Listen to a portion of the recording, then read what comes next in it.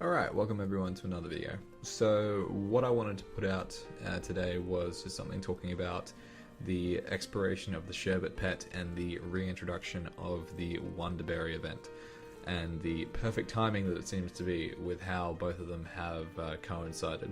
So for those of you who are out of the loop, the Sherbet Pet is something that was given to all players back in March as form of compensation. You got a whole bunch of other things as well, but they chucked in a Sherbet Pet as well. As compensation for the bonus stat issue in regards to flames and cubes. So what they worked out was that there was an issue in the system where it was heavily weighted on Nexon's side, and it made it much harder to get certain stats, and it was impossible to get particular stats and combinations without us being aware of that. So players were greatly disadvantaged with this system. Lots of money and time was put into making these things with no chance of actually gaining these potential stats. So in March they gave us the package. A whole bunch of people created content telling people to come back and play the game now because, you know, you're getting all this free stuff. And one of those free things that we got was a 90-day Vac Pet, which you can normally get through the cash shop in this Wonderberry loot box. So right from the very beginning I thought, oh, that's a bit of a strange thing to give people, you know, because people are just going to experience it and they really want it. And a lot of people felt the same as well. There's a few threads that I've read on Reddit where they've talked about how they've been gauging people's opinion as to whether they think it's a good idea or not that Nexon has introduced people who would probably have never come across one if they hadn't given it away for free, to give a 90-day one which can't be revived by normal means. So I saw that the expiration was coming up, and a lot of people were talking about, you know, being so sad that these items were going away, and that they didn't know, you know, what they wanted to do in terms of did they want to go into buying stuff from Wonderberry next time or not.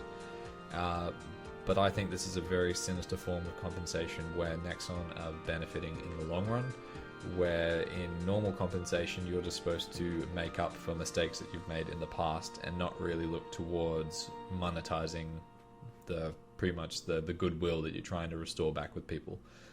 So I myself, I'll never buy a Wonderberry thing. I'll never make a video about trying to get this thing. For those of you wondering how it works, I'll be putting screenshots up of the explanation on the website of how it works. So basically you purchase the box, open it, see what you get, and then you can fuse it with another one.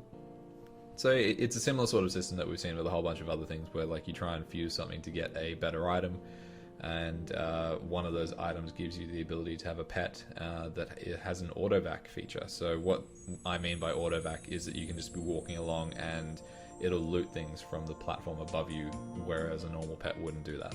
So it is something that is beneficial to your gameplay. It'll certainly make farming a lot easier if you're farming Mesa or anything like that.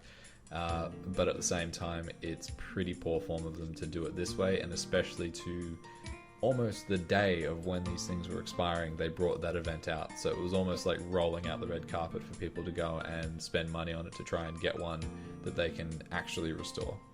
So the thing that kind of pushed it over the edge for me was this thing just didn't disappear from your inventory either. So it's just sitting there in your pet box, in your item inventory, not able to do anything anymore, but it's just sitting there. And it's sitting there as a constant reminder of what it was and how you can get another one.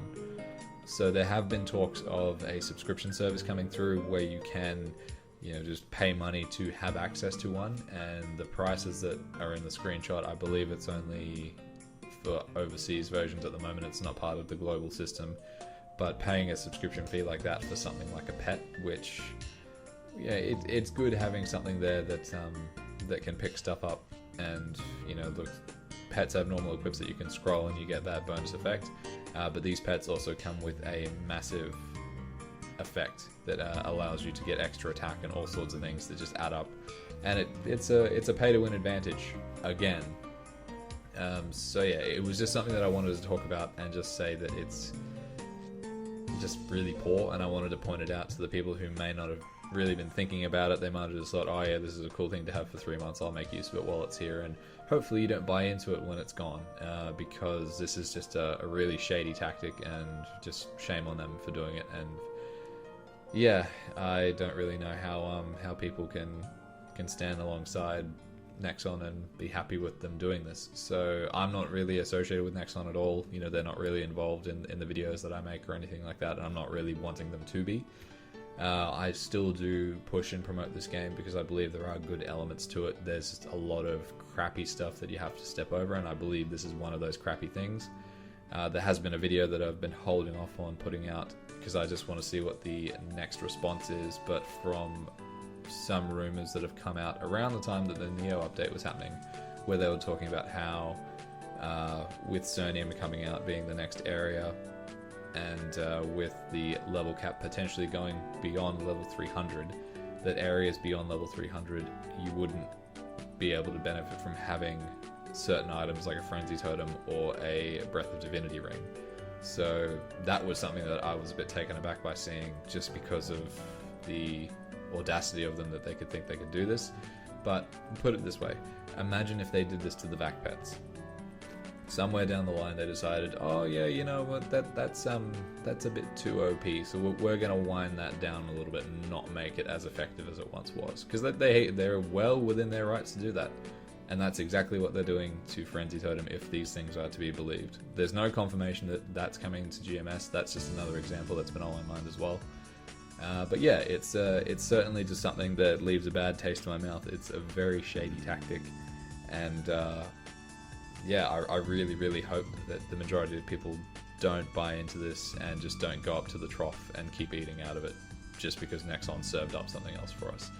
So yeah, if you're watching this, just please share it around, make sure a lot of people know about it, and just tell them don't buy into it, because we really shouldn't reward Nexon for doing this sort of thing. The compensation seemed good up front, and it was fun to use this pet. I think it would have been better for them to leave this event for like a good month or two away, not bring it out literally like the same week that this thing expires, because that's just reveals what their tactic was all along, you know, just to get people hooked onto it and hope that they buy into it. Because it's not just something that'll come into the shop and you can buy it for under 10k NX like what a normal pet is. This is something that you can tip $100, $200, $300, $500, $1,000 into and not get the thing that you want.